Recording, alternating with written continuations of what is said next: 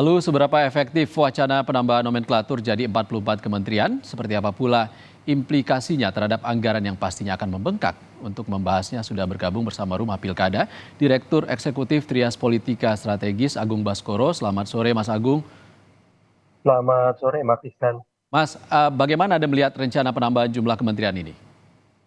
Iya, rencana ini memang sudah diduga oleh banyak kalangan ya, karena memang postur koalisi Indonesia Maju Plus ini terus bertambah dengan masuknya PKS, PKB, dan Nasdem, otomatis ada kontraksi dan efek politiknya kepada postur kabinet yang akan dibentuk oleh pemerintahan Prabowo Gibran.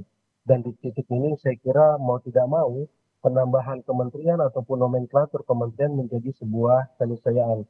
Namun kita perlu pahami bahwa ada ekses-ekses yang mengemuka ya, selain soal ekonomi ya, anggaran seperti itu, kemudian juga soal ekses teknokratisnya, bisa ada arahan tumpang tindih, miskoordinasi, miskomunikasi seperti itu.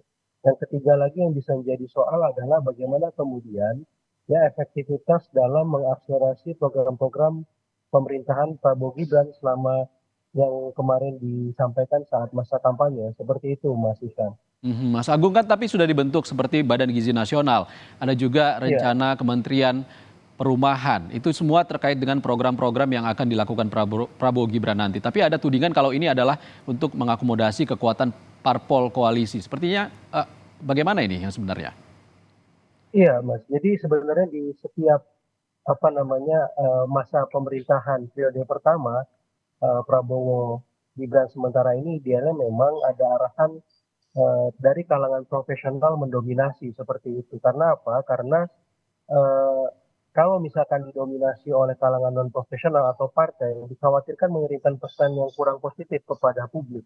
Sehingga dengan kondisi tersebut, saya kira Prabowo Gibran perlu mempertimbangkan betul ya ketika akan menambah proporsi jumlah kementerian, kemudian ada arahan untuk meningkatkan postur anggaran terkait kementerian yang akan diberikan, karena sedikit banyak akan memberikan implikasi yang negatif juga untuk anggaran tadi seperti itu. Hmm. Jadi saya melihat perlu adanya penyesuaian ya, adaptasi yang lebih maksimal agar apa? Agar di masa pemerintahan periode pertama Prabowo Gibran ini benar-benar yang dikirimkan adalah pesan optimis, positif, dan substantif. Karena apa? Karena ini pertaruhan narasi keberlanjutan yang kemarin sempat dikumandangkan oleh Prabowo Gibran.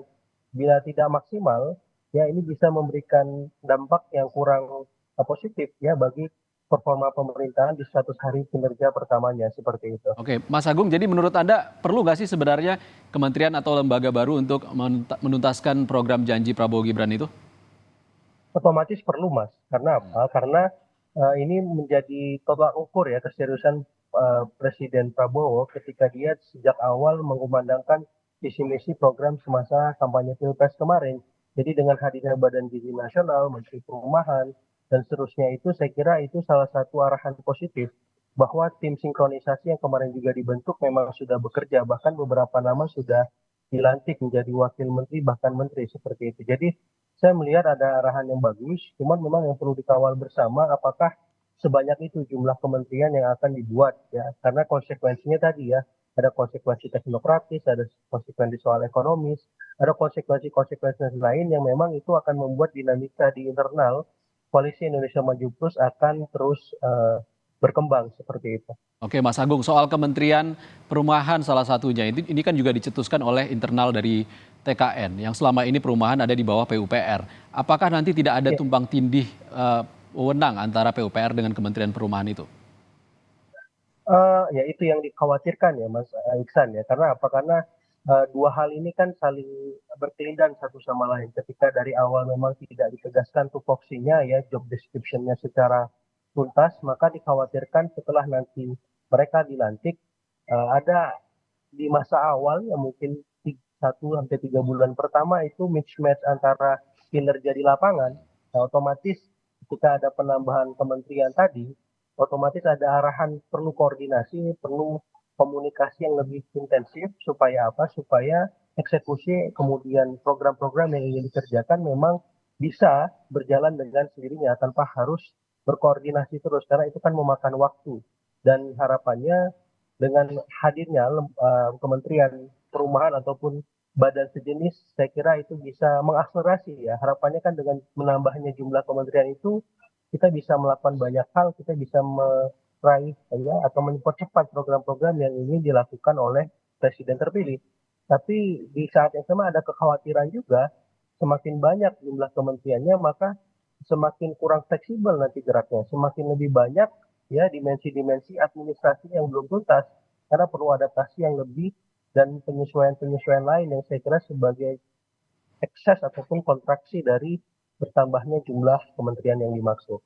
Oke, Mas Agung, ada kabar Prabowo akan membentuk Zaken Ya, Kabinet yang akan diisi para menteri yang ahli di bidangnya. Menurut Anda apakah ini bisa inline dengan tetap mengakomodasi kursi menteri untuk parpol koalisi gemuk itu? ya arahan Zaken ini kan selalu apa ya terjadi setiap ada pembentukan atau bahkan perombakan kabinet yang dilakukan dari presiden dari periode ke periode.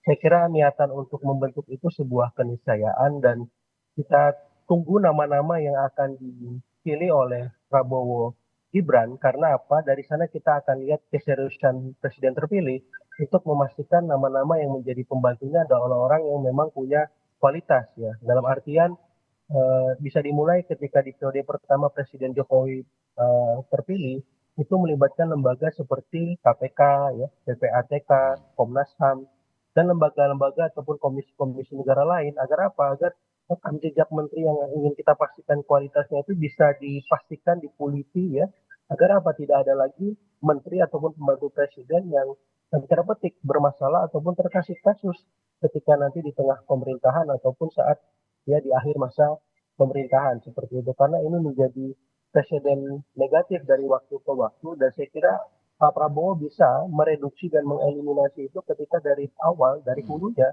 memang sudah baik seleksi dan rekrutmen para menterinya seperti itu dan yang kedua soal zaten kabinet ini saya yakin ya karena memang di partai pun banyak ahli banyak pakar banyak profesional yang berkiprah di sana namun yang perlu dipastikan yang seringkali menjadi catatan minor adalah bagaimana konflik of interest itu mengemuka. Nah, kalangan-kalangan dari profesional ya lebih diuntungkan karena minim yang membawa konflik of interest tersebut dibandingkan kalangan dari partai. Jadi kalau titik tekan di saya soal dari partai ataupun tidak dari partai itu lebih kepada konflik of interest-nya. Tapi kalau dari segi profesionalitas saya kira dari partai ataupun luar partai sama-sama punya komitmen itu. Nah, tinggal bagaimana mekanisme yang paling pas untuk memastikan konflik-konflik kepentingan ataupun konflik-konflik sejenis tidak Oke. mengemuka yang akhirnya membuat konsentrasi para menteri yang terpilih ini terganggu dan membuat presiden membawa beban tersendiri ketika dia mengusung pemerintahannya nanti seperti itu Mas Ikan. Baik, kita nantikan seperti apa bursa calon menteri Kabinet Prabowo Gibran ke depannya. Terima kasih Direktur Eksekutif Trias Politika Strategis Agung Baskoro sudah berbagi bersama kami di Rumah Pilkada. Terima kasih, Mas.